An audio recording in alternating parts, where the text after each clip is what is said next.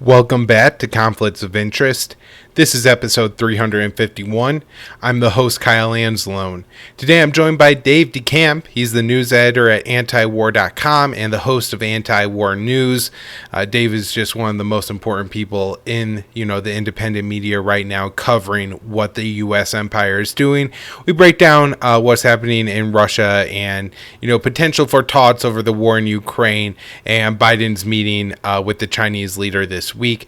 So if you all want to share the show, you can find it at the Libertarian Institute, on the blog at antiwar.com, YouTube, Rumble, and Odysee for the video version of the show. It's up anywhere you can listen to podcasts. You can follow me on Twitter at KyleAnzalone_, and you can support the show by doing your CBD shopping with Paloma Verde. PalomaVerdeCBD.com. The promo code is PEACE. They have a great lineup of high quality CBD products at Paloma Verde. And again, when you spend $75 or more, you're going to be able to use that promo code. You'll get 20% off and the show's going to get a kickback. So it's a great way to help out yourself and to help out your favorite podcast. I really like the topicals they have at Paloma Verde. The sports cream is by far my personal favorite, but the massage oils and all the topicals I have tried have worked fantastic. Also want to recommend the gummies. They're very good for if you're feeling a little bit anxious or maybe have a headache coming on. Take a gummy or two and you're definitely going to feel a little bit better and have a better day. So check out what they have at Paloma Verde, PalomaVerdeCBD.com. Promo code is PEACE, and here's the interview with Dave DeCamp. Hey Dave, how's it going? Welcome back to the show. I'm good, Kyle. Thanks for having me back. Very happy to have you back today because there is a lot going on, a lot of really important news. And the reason I really like having you to talk about this stuff, Dave, is because you read, I do it too, but, all the Washington Post, New York Times articles, all these different sources that are giving us all these little pieces of information. And I think you've done a pretty good job of stringing it all together, and maybe a little bit better than myself, or at least I hope so, because you seem to be a little bit more optimistic about me than me about some of this stuff. So let's start off with this event that happened in Poland. Myself and Connor Freeman covered it yesterday on the show, and I think we ended up getting it essentially right. But at the time, we were more just speculating, and so we were throwing out, hey, there's a lot of other things that could be going on here. But Dave, as far as you understand it, what did happen? How did these two people in Poland end up dead? Well, yeah, so when the news first broke that a missile landed in Poland about 6 or 7 miles from the border with Ukraine outside a really small village, it looks like it hit a farm, and 2 people were killed. Now, when the news first broke, a U.S. intelligence official told AP that they were Russian missiles, and that, spread like wildfire, as, AP stories do. So the initial assumption from people, that didn't know better to kind of, wait and see, or just the fact that it didn't really make much sense, was that a Russian missile hit Poland, and you had all these people come out, call for NATO to take action, Article 5, Ukrainian officials saying stuff like that. But then, as the story developed, and this was I think a clear, kind of obvious, if you really sat down and thought about what happened, because this happened when Russia launched a pretty serious missile barrage across Ukraine. And it looks like, according to Poland and NATO now, that it was likely, they're saying it was likely, a Ukrainian air defense missile that hit Poland, that they tried, it misfired, or it tried to intercept the Russian missile and missed, and it landed in Poland. So that, that seems to be what happened. I don't think it was deliberate. I don't think Ukraine was, intentionally launched a missile into Poland to get NATO intervention. I mean, who knows? Anything's possible, I guess. And judging by the way they reacted, I mean, if you look at all what Ukrainian officials said, from Zelensky to his closest advisors, they were all saying it was a deliberate Russian attack, and that they were implying, that NATO should intervene and take action. And, that would mean World War III. So that's how they responded. I think it says a lot about them.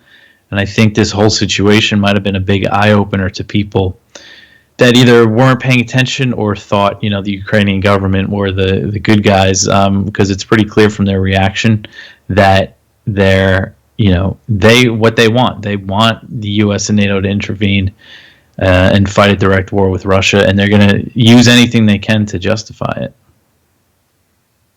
So I got a couple follow-up questions here for you, Dave, that go in a couple different directions. But the first one I wanted to ask you about was, to me, this seems to have been an issue because the Associated Press made a huge mistake. And, they took one source that we don't know who that source was, and they reported that Russia attacked Poland. So they said that Russia attacked a NATO member state, and I mean, if you were on Twitter, Dave, you saw it. Not just like the mainstream haunts, but even the so-called like kind of more skeptical right wingers like Japo Sibik were calling for Russian blood as a response, and people are talking about invoking Article 4 and 5 of NATO. And so, I just I'm curious about your take on the reporting, because it really seems like, the AP could have escalated the war with a huge error here. Yeah, I mean, it's a huge mistake by them, or maybe, I don't know, it was intentional by somebody, but it was clearly, I would say, planted by somebody in U.S. intelligence. Not sure exactly why, but maybe that person wanted to see an escalation. But if you look at what the report actually said, it said, Russian missiles hit Poland. It didn't exactly say that Russia attacked Poland, but of course that's what everybody is going to assume. And then when they later, corrected it or had other sources, because this was late last night, after midnight, 3 U.S. officials told AP that it was likely a Ukrainian missile. That was before, Poland and NATO said the same thing. But AP's headline was still Russian missile or Russian-made missile falls in Poland, because that's what it looks like it was, the probably S-300 missile, which is a Russian-made air defense system. So technically, it's Russian-made. But that's the headline they kept up. So and it wasn't until the third paragraph that it said, well, U.S. officials actually say it was a Ukrainian missile. So it's clear that they have a narrative that they want to build, or they have a side, in this war. It's like that with all mainstream outlets. And the response, it goes to show that how vulnerable people are to, this kind of propaganda. I mean, even myself, like, I tweeted that a U.S. official told AP that, because that's what AP was reporting. So I think people should have known, and then I did think immediately, because Poland's been so hawkish in this, and they convened this meeting. I'm like, what if they asked to invoke Article 5?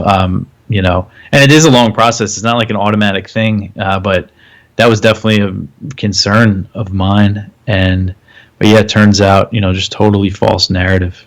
Right.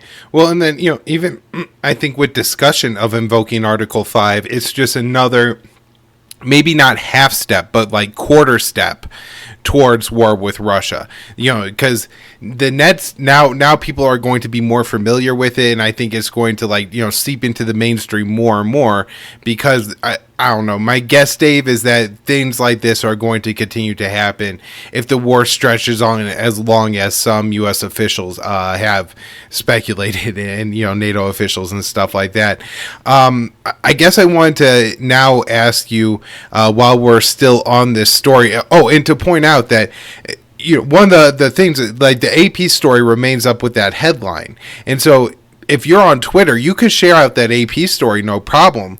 But yesterday, Dave, I noticed you had tweeted out a story from TASS, the Russian news agency, and it required a double click verification, and I'm sure in whatever algorithms exist, that tweet isn't going to get as much tweet as a tweet that has a link to AP on it.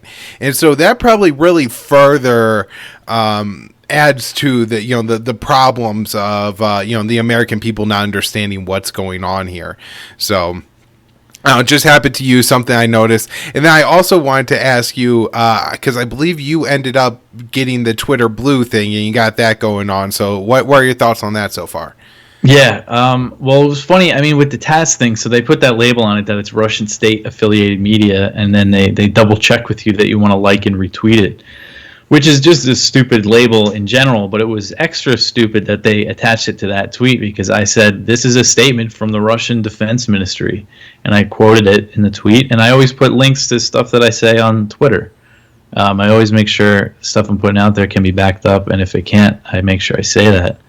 So I'm pretty careful. I'm very careful on Twitter, and now I am at least. But and I think that label just goes to show how they do try to control the narrative on Twitter. And while things are changing under Musk, it hasn't really changed too much.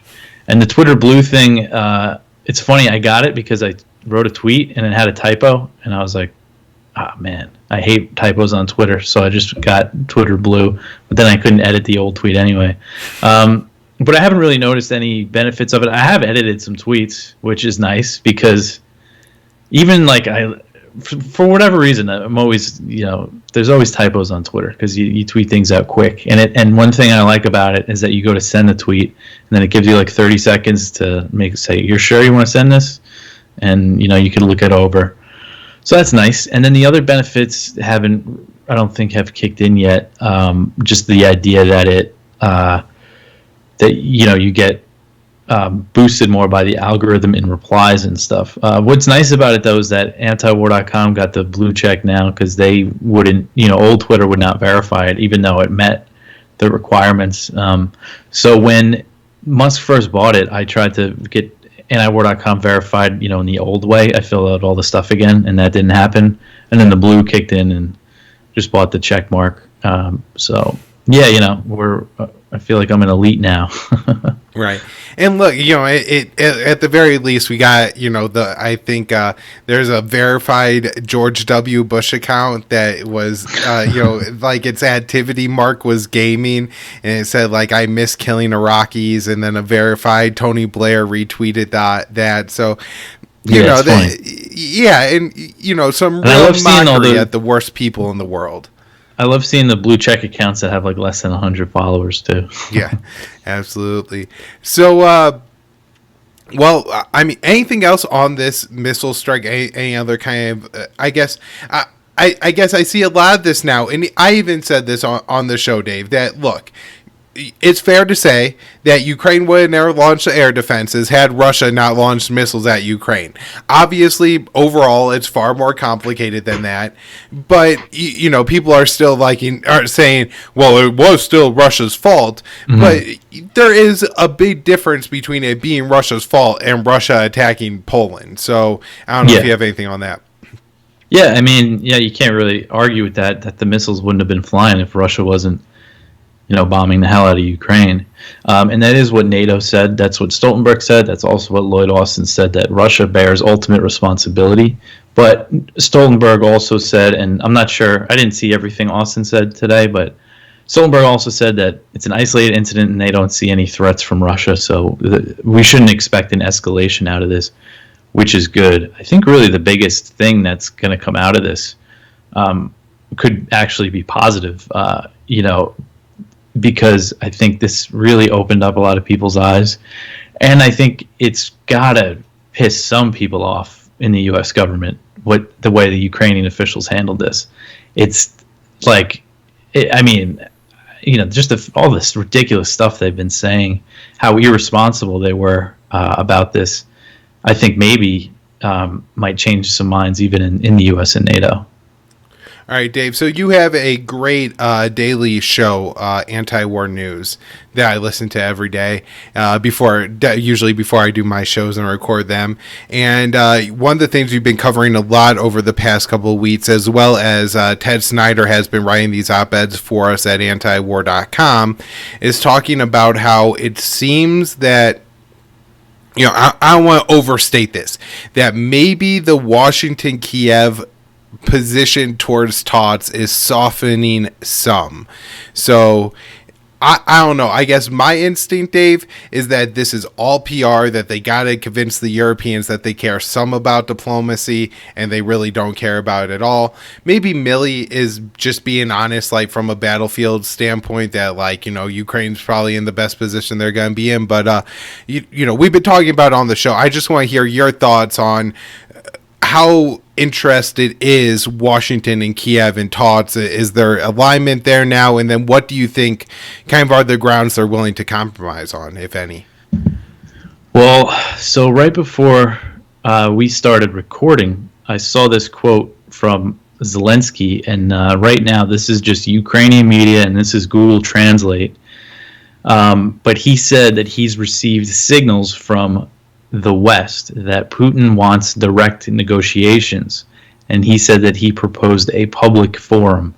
So I think that's pretty significant because this whole time he's been saying for a while it was no talks with Russia as long as Putin is president, and it looks like the U.S. got him to drop that precondition, but then he still maintained the no talks until Russia pulls out. They have to pay us reparations, just all sorts of stuff that's not going to happen before talks.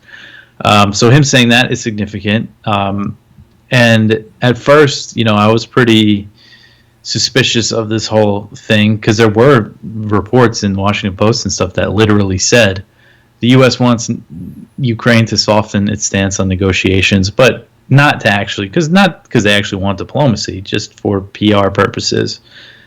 So European countries and other countries keep supporting Ukraine. But then you saw Milley's comments, and there's always a chance that they're just seeding this narrative. But I mean, he came out pretty strongly, saying that there should be peace talks and diplomacy this winter, and said it again the next day. And then there was all these reports saying that he's been pushing this for a few weeks within the administration, while Jake Sullivan and Blinken, the State Department, and the National Security Council are against it, while the people in the Pentagon think that talks should happen. And one possibility is the fact that they might be depleting their stockpiles too much to really continue this support, and they might just want to pause in the war. I wouldn't be surprised if that's the case, because they do have these huge plans. I mean, they're launching a command in Germany to oversee this war. Like, you don't do that unless you plan on supporting it for a while. And there's also NATO has plans as a 10-year plan to modernize Ukraine's military, and they're all revitalizing their military industrial base. And so there's just big plans in the works here. But again, at the same time, I mean, they've shipped about $20 billion worth of weapons straight to Ukraine, and they have to refill stockpiles. All these European companies put their orders in, and when you think about like production of these weapons, maybe they're just at a level now where they can't make any more, and they need to kind of take it easy for a bit. I mean, that could have something to do with it. I don't know. Yeah. It could also just be that with Russia pulling out of Kherson, the next step there is to push through the southern part of the province into Crimea, and that the U.S., even though they're saying that they back Ukraine's claim to Crimea, they realize, well, if they go for Crimea, Russia might really do something major. Yeah, so, all right, I don't want to really argue with you and tell you that I think it's a lot worse than it is. Although I will say, I do wonder if maybe like Milley and some of the people in the Pentagon are a little bit worried about, as they deploy their weapons and their strategies on the Ukrainian battlefield, Russia is obviously going to develop data like on the HIMARS weapons and things like that, and develop their strategies to counter those systems, shoot down those missiles, etc. And the more advanced equipment we give Ukraine, the more advanced equipment Russia is going to have. I read a story in the New York Times, I believe we linked to it on the front page today of antiwar.com, about how they're using Ukraine to test, like battlefield test out new weapons and systems and things like that. But you also, I'm sure the Pentagon realizes that Russia is now battle tested against NATO systems too. I mean that Russia is getting that same level of knowledge and things like that. And I think that's probably something to consider. But when you look at this plan so it seems that Ukraine has maybe dropped we're looking for NATO membership, but now they're going to try to make NATO weapons. And that seems to be one of Russia's main problems with Ukraine becoming a NATO state, is Ukraine getting NATO weapons. I know a lot of it does have to do with the Article 5 and everything, but do you foresee that being like a major problem if Ukraine starts making HIMARS or Harpoons or some other advanced NATO equipment? Then Russia's going to like have a major problem with that? Yeah, I think so, and it's hard for me to believe, even if there is negotiations, that they're going to reach like a deal that'll hold for a long time. Like it might just be a frozen conflict for a while. So yeah, there's all sorts of issues I think that Russia is going to have problems with. So who knows? But I do think that China and Taiwan is kind of what the big one for the U.S. So maybe they're realizing too, like they can't expend all their resources on Ukraine when they really want to build up Taiwan and expand over there. Well, Dave, you say they don't want to spend all their resources on Ukraine, but you just wrote this article. White House asked Congress for $37.7 billion in new Ukrainian aid, which I think is actually less than expected, right? They were thinking this bill was going to be $50 billion. Tell me what's going on here. Well, yeah, I mean, Congress could turn around and say, as they did with the $40 billion one, I think when the White House asked for that, they asked for like 33 and they upped it to 40. So Congress could definitely raise this. And you're right, this is another sign that, they don't really have plans to change anything. It includes $21.7 billion in military aid. And so a lot of that, I'm not sure of the exact breakdown. I haven't seen that yet. But I think some of that is going to go to replenishing U.S. military stockpiles, but also to ship weapons to Ukraine. And then there's about $14 billion in this budgetary aid that goes directly to the Ukrainian government. So yeah, I mean, they definitely still have big plans to keep supporting Ukraine. But I do still think, the change with diplomacy. I mean, you had the CIA, William Burns. He went to Ankara and spoke with Russia's spy chief. There's just been all these talks lately. So there's definitely been a change. But what it'll actually turn into, I mean, it's just anybody's guess at this point. So I wanted to ask you real quick about Burns talking with the Russian spy chief, because I believe in the write-up or whatever official statement, Burns was only supposed to be talking about a potential prisoner transfer and maybe warning Russia about using nuclear weapons, but they weren't really going to talk about the war in Ukraine. What I had kind of said on the show is that my guess is everything is on the table to talk about, especially if you're talking about like the spy chiefs meeting. Is that your take too, that Burns probably talked about some Ukraine stuff, or do you really think that the White House position is we will not talk to a Russian about the war in Ukraine at this point? Yeah, I'm sure that they did, and I think that was part of the damage control from what Milley said, because like all the other parts of the Biden administration that are against diplomacy, which includes, the White House and the State Department, they have been trying to reassure Ukraine that they're not going to push them for peace talks. This is according to media reports. Again, it's hard to know, because then you see Zelensky today say he's received signals from the West that Putin's ready for talks. So it's really just hard to decipher all this. But yeah, I mean, if Burns is there talking to him, Ukraine definitely came up. It definitely wasn't just a conversation about warning them against nuclear weapons and Griner. But it is concerning because, why did they think they needed to send the CIA chief over there to warn them against using nuclear weapons? Yep. And I guess my other concern is, and I think this is more the case with China than Russia right now, is it seems the White House, all they really do is articulate their position. It's not really like they're having conversations, because to have a conversation, you have to listen to the person you're having a conversation with. They just kind of go and say what they want to say, and then the Russians say what they want to say, but then the Americans just kind of say, well, it is how it is, and it's our way. So we had the G20 meeting in Bali, Indonesia this week. I guess, there's a way we could talk about Russia and China here. So why don't we go ahead and use this to just bridge over to the China issue.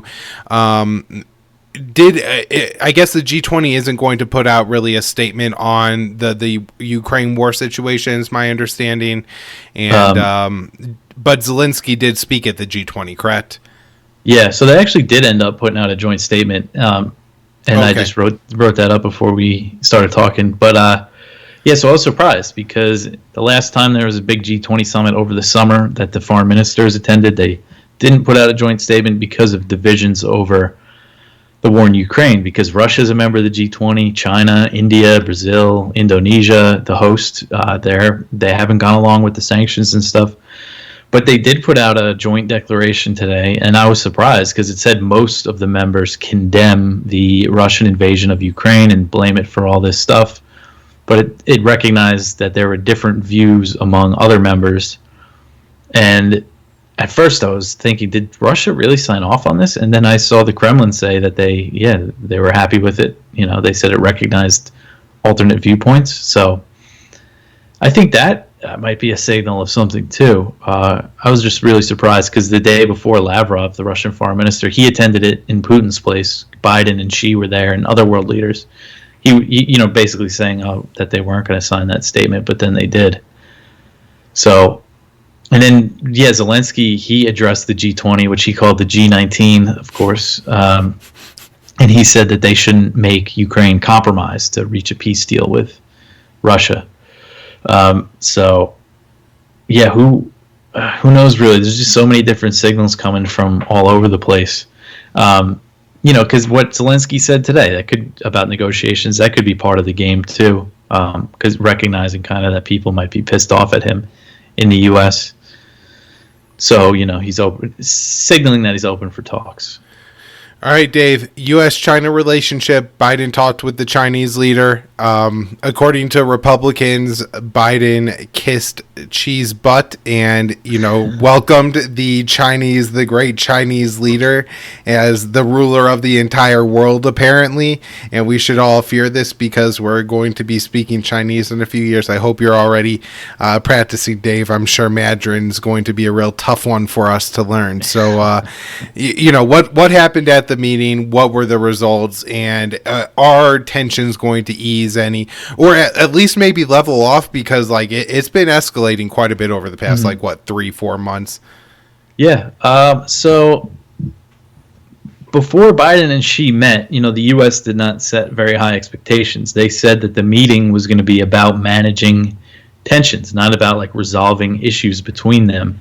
And that's what, if you read, what Biden told Xi and what Xi told Biden, you see there's a big difference there. Xi told Biden that, the current state of U.S.-China relations, which are at their lowest point basically since, Nixon opened up with China, he said it's not in either country's interest. They should work together to get relations back on track, all the things like that. And you look at what Biden said, and he tells Xi that we're going to continue vigorously competing with China, but we have to kind of, going into the meeting, he said, we're going to set red lines. So that's, from the U.S. perspective, it was about that, setting red lines and opening up more dialogue so the tensions don't turn into a bigger conflict, which I guess, is better than not doing that. And they agreed to continue communications, and it looks like there's going to be more military dialogue that was suspended after Nancy Pelosi visited Taiwan.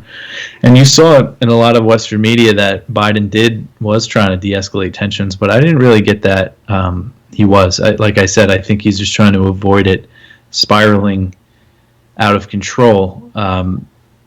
So, I mean, who knows exactly what's going to happen over the next few months. It might ease off a little bit, I think. There's a good chance it will because of these talks, and they want to get communications going more. But overall, I don't think it signals a big change. It signals really a change at all. Yeah, so I was almost infuriated by the way that Washington was phrasing their position here, Dave, because it sounds like to me what they're saying is, how far can we go without actually going to war with China? Why would you do that? Right? Like, why is the point of our policy to have the largest military buildup possible? The goal should really be the opposite, demilitarization of these regions. But rather, they just want to know, like, how much of our money can they, funnel to their partners in the military-industrial complex before China will actually, start blowing up American ships. I don't know another way to really read what they're saying. Yeah, I mean that's what it seemed like, and what she told Biden was, I believe he phrased it something like Taiwan is like the big red line that you can't cross, but they've made that very clear over the past few years that what the U.S. has been doing by increasing ties with Taiwan is just not going to fly. They're not going to sit back and let it happen. Yet now we have Congress working with the White House to give Taiwan billions in military aid each year. That's what they want to do.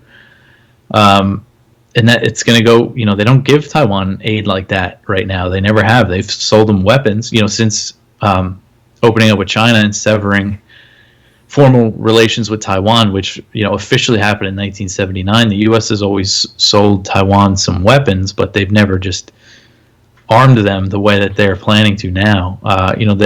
With this plan that they're working on, and nothing's finalized, it looks like it's going to be attached to the NDAA for next year. They want to start giving Taiwan $3 billion in military aid each year, and $2 billion of that would be in that foreign military financing, which is they give them money to buy U.S. weapons.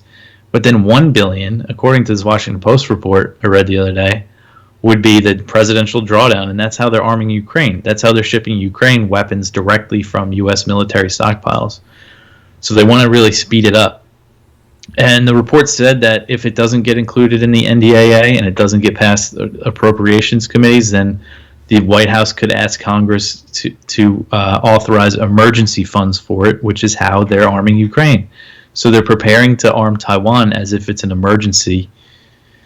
So I think that's just a really bad sign. And another thing she said is that, this situation over Taiwan, the one China policy, it's the foundation of U.S.-China relations. That's how they were able to open up, and the U.S. is trying to change that. And even though they keep saying they're not, but it's just so clear that they are to anybody that's paying attention, and to China. Right. So that's, I guess, kind of the more military angle of it.